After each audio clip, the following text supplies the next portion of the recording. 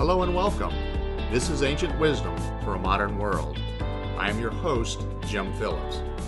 It is through the application of ancient wisdom in our modern world that we gain a greater understanding and experience of the truth of who we are. Never has there been a time in the history of humanity when there's a greater need to understand this truth. And it is this truth that will set us free. Before I begin today's episode, I want to invite you to subscribe to the Ancient Wisdom for a Modern World podcast at sacredstoriesmedia.com, where you can also listen to inspirational messages by my Sacred Stories colleagues. Additionally, if you would like more information on my work, my message, and free downloads, please visit my personal website at www.prosperitybydesign.com. And lastly, I'm excited to announce that my book, The Key to Life, is now available for pre-order at sacredstoriespublishing.com as well as amazon.com. And the official launch date of The Key to Life is April the 4th. Now for today's episode. And I want to begin today's episode with a statement. And I want you to listen to this statement and feel how it resonates with you. The limiting thoughts and beliefs we hold are the invisible chains that bind us, and as such, we live in self-imposed prisons to which only we hold the key. What comes to mind for you when you hear the term limiting beliefs? Is your first thought that you don't hold any limiting beliefs? Or perhaps you're just not quite sure what a limiting belief is? The definition of a limiting belief to which I subscribe is a thought or belief that we hold as true, whether we're conscious of them or not, and that in any way limits the full expression and experience of the truth of who we are. But here's the truth, and the truth is that we are limitless in what we can create and experience. And I want you to hold on to that as we go through the balance of this information on this podcast. And I also want you to note that in this definition, I stated that limiting beliefs are beliefs that we hold as true. This doesn't make them true. However, they become our truth the more we make decisions and take actions based on them. So here's a question for you. What do you believe? Have you ever considered why you believe what you believe? And have you ever considered that what you believe might not be true? I found that engaging in this exercise of questioning one's beliefs is one of the most intriguing, most powerful, and beneficial exercises we can engage in. It's really about getting to the truth of what we believe, especially what we believe about ourselves. I found personally through engaging in this exercise that very little of what I believe has come from personal experience. And in fact, even when I do observe something firsthand, it's being filtered through the beliefs I already hold that may or may not be true. And when we consider that we base our life's decisions on what we believe and hold as true, and that in fact they might not be true, well, what does it say about the quality of our decisions and the resulting experiences? How far from the truth might we be as a result of these decisions we have made and continue to make based on these beliefs? Does this mean we were or are wrong? No, it doesn't. It just means that what we believe or what we believed is what we accepted as true up to that moment. When I engaged in this exercise, I examined my beliefs about everything in my life, including politics and religion, society, relationships, spirituality, family, and work. I looked at the decisions that I have made that resulted in less than favorable outcomes or that actually prevented me from experiences that would have brought me greater joy, greater happiness, and greater success. And then I questioned those underlying beliefs about myself and life that led to my making those decisions. As I mentioned, this isn't about right or wrong. I wasn't out to prove myself right or prove others wrong. I wasn't out to cause myself any undue stress or discomfort. It was really all about me gaining clarity. The more we understand why we believe what we believe, the more truthful our beliefs. And the more truthful our beliefs, the better the decisions that we make. And the more consciously we create our life experiences. Here are two questions I invite you to consider as you evaluate what you believe. And the first one is, are the beliefs that you hold yours? Or in the case of myself, are the beliefs that I hold mine? Where did you get these beliefs? Are they yours? The second question is, are these beliefs true? Are they really true? And even with that, I would question it. If you believe that they are true, I would then further ask the question and say, are they really true? And really pay attention to how you feel as you consider your response. The greater our understanding of who we know ourselves to be and of what we are capable of creating and experiencing, the easier it is to shatter these illusions of limiting beliefs that we hold. And that's truly what these limiting beliefs are. They're just illusions. They're not based in truth. However, as I mentioned, they become our truth the more that we subscribe to them, the more that we make decisions and take actions against them. Now, as you answer these questions, I'm sure what you're going to discover, much as I did, that there are many beliefs you hold about yourself and about life that are just not true, and they were not yours to begin with. This is the important first step in this process of releasing oneself from the limiting beliefs that are held. It's when you acknowledge that what you hold is true is nothing more than what you have consented to and accepted as true, that you can regain your personal power. And with this empowerment that you gain, you accept responsibility for your life, and you can therefore affect the change that you desire. This is when we come to realize that we don't have to accept who we think we are, or where we are, or what we're doing. We're not stuck in a predetermined life script with no input or impact on what happens to us or around us. In fact, it's just the opposite that I have found is true. We're all actors in humanity's play.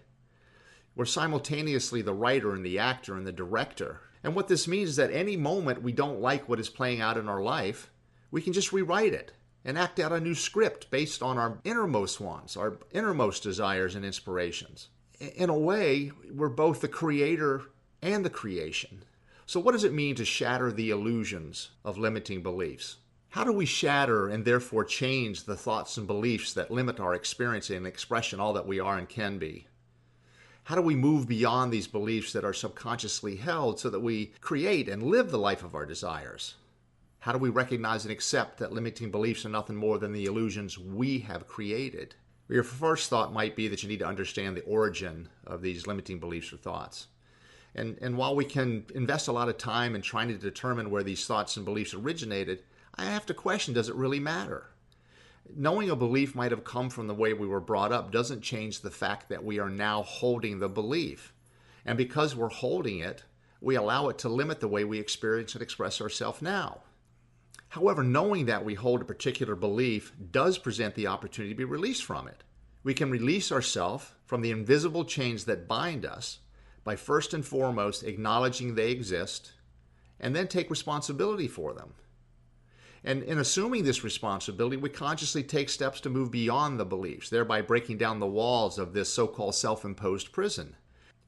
This doesn't mean taking responsibility for the event or circumstances that created the belief, only that we take responsibility for the fact that we continue to hold on to it. It is then and only then that we have the power to create change. Here's a statement that I want you to listen to, and I want you to embrace it as much as you possibly can. When we become aware of, acknowledge, and accept responsibility for our limiting beliefs, we are able to transcend them. A powerful way that I've discovered for freeing myself from my limiting beliefs, in addition to what I've already shared, is to really just recognize and accept that everything that has happened in my life is nothing more than an experience of my life. What happened doesn't define me, and it certainly doesn't determine what will happen from this moment forward unless I give it the power to do so. Now, please understand that this isn't about me not accepting the fact that things that happen in life can be monumental. That's not what this is about. But it's about recognizing that whatever happened was an experience. And it doesn't determine who I am unless I allow it to, unless I give it the power to do so. It was an experience and expression of myself in the moment the event took place, just as every experience from this moment forward will be an experience and expression of myself in that moment. The big aha for me in accepting that everything that happens is another experience of life was really the awareness of my role as a co-creator of these experiences. I came away from this with this phrase: what happened doesn't matter. What matters is what happens. And I truly believe this, and this is another one of those mantras, if you will, that I hold on to all the time when I go through a difficult or challenging situation. And I recognize, yes, I went through it. It was difficult. It was challenging, but there's so much that I gained from it. But I also just look at it as being another experience of my life, another opportunity for me to expand into the fullness of who I truly am. What happened doesn't matter. What matters is what happens. Here's some key thoughts that I want you to consider that will help you rise above and move beyond any limiting beliefs that you might hold. Our beliefs or thoughts we hold as true. However, they might not be the truth. It is only what we believe to be true based on the information we have to that moment. Our thoughts, like everything else, are energy. By releasing the limiting belief, we release the energy of that belief and are therefore released from the power it holds over us. However, again, recognize that the power a limiting belief has over us is the power we give to it. Know that you are always more than good enough. You are worthy of and deserve whatever goodness shows up in your life. Otherwise, it wouldn't have shown up. Know that whatever life presents is always in your highest and best good, regardless of its appearance. Otherwise, it would never have been presented. Know that when something is presented that is considered challenging or difficult, it is for your personal and spiritual growth and expansion. It's not presented to test you or test us. It offers the opportunity to more fully experience and express ourselves within the context of that specific life event.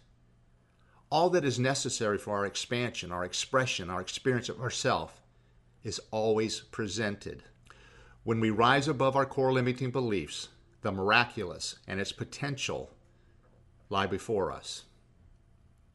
I want to share with you 3 simple yet life-changing truths that I believe, if they're embraced, will result in creating and experiencing the level of success, the level of joy and happiness, and that elusive balance that I think so much of us desire in life.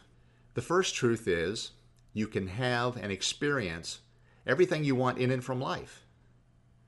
And this comes from the idea that everything exists as pure potential. Everything begins as a thought. And as soon as we have a thought about something, that creates the potential for it to be. And once that potential exists, what happens to bring it into our lived experience is that we have to believe that it's possible. So you have to believe and you have to understand that everything that you want is possible. And that once we believe it is possible, we then bring it into our lived experience. Now, this also brings up the question, I think this is where most of us have a great deal of difficulty with this whole idea, is most of us really don't know what we want. We haven't spent the time to gain that clarity on how we want to experience life, on how we want to present ourselves in life, how we want to express in life. And when you don't know what you want, what we end up doing is accepting and attending to what shows up. And then we complain about it. And when we don't know what we want, we quite honestly can't do and don't do much to get it. When we don't know what we want, quite honestly, we don't know what to do to get it. And again, we get back to that accepting and attending to what just shows up. In gaining clarity, one of the things that I always recommend people do, and this actually came as a suggestion from a friend of mine, and that is imagine extravagantly. And extravagant means to exceed the bounds of reason. And I think a lot of us have a lot of difficulty with that. We feel that we can't imagine extravagantly, for there's this fear of lack, instead of living in a knowing or an understanding that life is abundant, that the universe is limitless in what it can offer us. In fact, what it does offer us. When you imagine extravagantly, or when you think about imagining extravagantly, how does it make you feel? What comes up? What are the blocks that you might feel? What are the thoughts that come up? What are the ideas around that? What we have to understand is life is so much more than what we believe it to be. The next thing I would ask is, what is your why? When you're gaining this clarity on what you want to experience in life, what you want to gain from life, how you want to express in life, how you want to experience yourself, why? Why do you want this? What is it behind this desire that you have? And the stronger your why, the better you understand your why, the more you're going to be willing to create and the more you're going to be willing to do to experience it. Truth number 2, you are capable of achieving what you desire to experience. Really, the only thing preventing you from living the life you desire are the thoughts and beliefs you hold about why you can't live that life. I would have to ask, what are you claiming? And in claiming it, what do you own? What are you owning? What are you proclaiming? What declarations have you made that limit your opportunity and therefore your experience? What we claim, we attract and call to ourselves.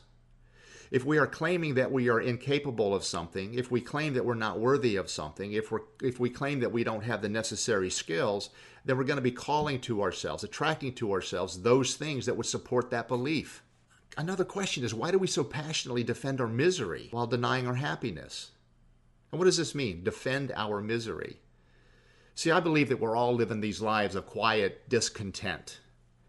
And I believe that whenever we are asked about that, or asked what we want to do, or we have these inspirations, and for whatever reason we don't follow through on the inspirations, we defend where we are by saying, I can't do this because, or I can't do this because this person might say that, or my family might think of me this way, or I just don't have the money, or I just don't have the time.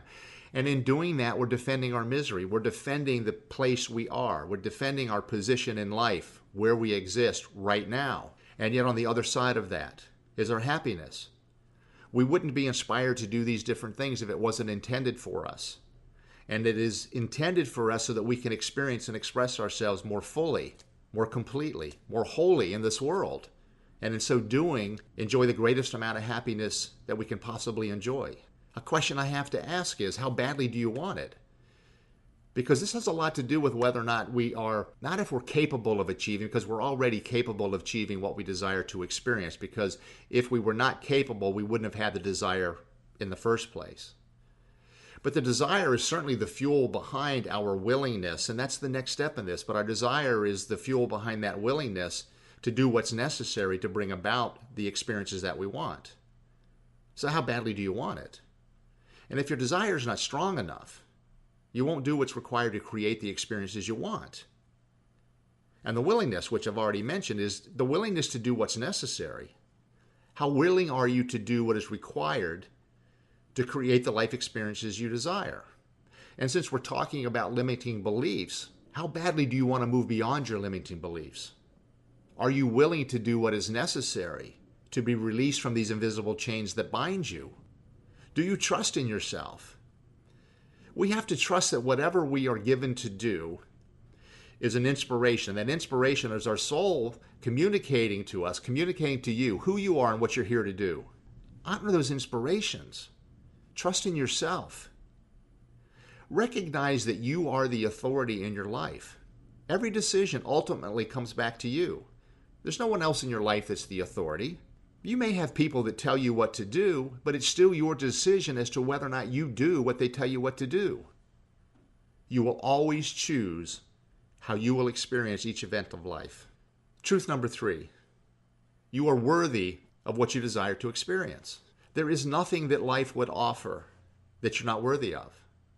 And the only reason you don't have them is that you don't believe you're worthy of them.